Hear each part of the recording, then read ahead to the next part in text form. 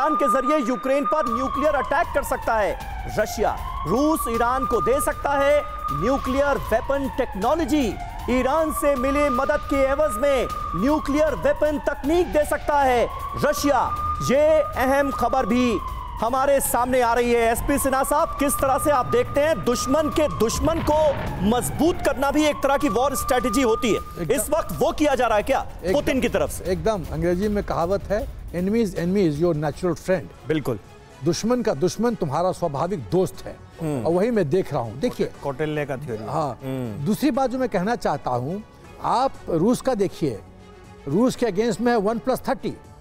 रूस बहुत महीनों तक अकेले लड़ रहा था, अब वो भी चाहता है कि नंबर गेम उसके फेवर में आए। तो नंबर गेम मतलब अपने हितैषियों के, शुभचिंतकों की संख्या बढ़ाओ, उसमें ईरान घुस रहा है इसमें।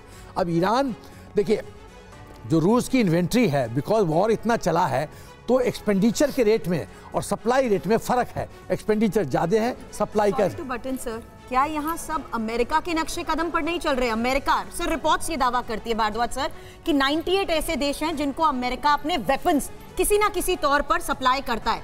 क्या रशिया भी उसी टेक्नोलॉजी के आधार पर वही दबदबा कायम करने की कोशिश कर रहा है, चाइना और साथ ही ईरान के साथ मिलकर? क्योंकि मैं फिर से वही बात दोहराऊंगी, ये ईरान के ड्रोन ही थे जो अमेरिका के हथियारों का पिछले 1 साल से मुकाबला कर पाए हैं।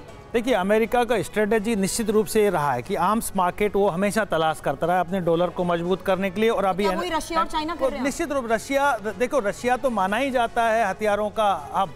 जो जितना मिलिट्री स्ट्रेंथ, जितने हथियार रशिया के पास है, वो अमेरिका के पास भी एक समय में नहीं थे। पॉलिटिकली चूंकि अमेरिका डोमिनेट करता है, अपना इन्फ्लुएंस प्रभाव उपयोग करता है, हेजमोनाइज करता है, तो उसके प्रभाव में मार्केट के सेंस में देखते हैं तो हथियारों का ज्यादा बिल्कुल सर। और इस सब के बीच देखिए, जो बात हमने शुरुआत में कही भारद्वाज सर, कि कैसे जो परमाणु युद्ध है, क्या वो अब तय है, वो होकर रहेगा, इस पर कुछ और बड़ी इंफॉर्मेशन है, यह आपको बताते हैं। पुतिन का प्लान है क्या है, यानी न्यूक्लियर प्लान क्या है, और कैसे वो वाया ईरान हो सकता है। परमाणु बम बनाने के बेहद करीब पहुंच चुका है ईरान, यह हमने आपको पहले ही बताया। रूस ईरान को दे सकता है न्यूक्लियर वेपन तकनीक, यूरेनियम संवर्धन में ईरान की बड़ी मदद कर सकता है रूस, और इसमें काफी हद तक आगे ईरान बढ़ भी चुका है। यूएस के खिलाफ जंग के लिए ईरान को तैयार कर सकता है रूस। यूक्रेन युद्ध में रूस को हथियार सप्लाई लगातार ईरान कर रहा है, जो हम बता भी रहे हैं, चाहे वो कामिकाज़ी ड्रोन्स हो, शाही ड्रोन्स हो, हथियार सप्लाई करने के एवज में ईरान की मदद कर सकता है रूस। और सर, ये कितना घातक होगा अगर वाकई में ये प्लान एग्जीक्यूट होता है राठौर सर? देखिए, इंटरनेशनल डिप्लोमेसी में हर चीज़ फ्लूइड होती है। ईरान न्यूक्लियर वेपन्स बनाने के बहुत ही करीब है, क्योंकि उसने वेपन ग्रेड यूरेनियम बनाने में महारत हासिल की है। अगर ईरान एक एन पावर बनता है, जो कि निकट भविष्य में संभव नहीं है लेकिन बन सकता है। आप जियो स्ट्रेटेजिकली देखें, भारत एन पावर है, उसका पड़ोसी देश पाकिस्तान एन पावर है, उसका पड़ोसी देश ईरान एन पावर है, उसके बाद सऊदी अरेबिया भी अपनी अभिलाषाएं रखता है, उधर इजराइल भी अपनी अभिलाषाएं रखते हैं। तो मिडिल ईस्ट, साउथ एशिया के लिए कितना बड़ा खतरा ये पैदा होगा, जिसके बारे में सोचना एक मुश्किल होगा।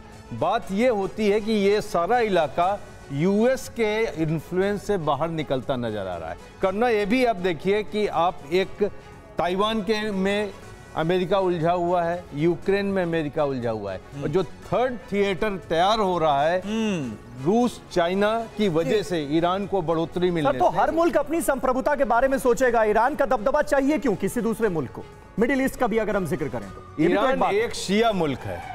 हमेशा उनका एक ये रहा है कि वो पूरे सुन्नी बहुल मुस्लिम देशों पे मिडिल ईस्ट में वो एक वो करें, और दूसरी उनकी जो दुश्मनी है इजराइल से, बिल्कुल, और वो सीरिया में अपना प्रभुत्व चाहते हैं, लेबनान में अपना प्रभुत्व चाहते हैं, पैलेस्तीन में अपना प्रभुत्व चाहते हैं।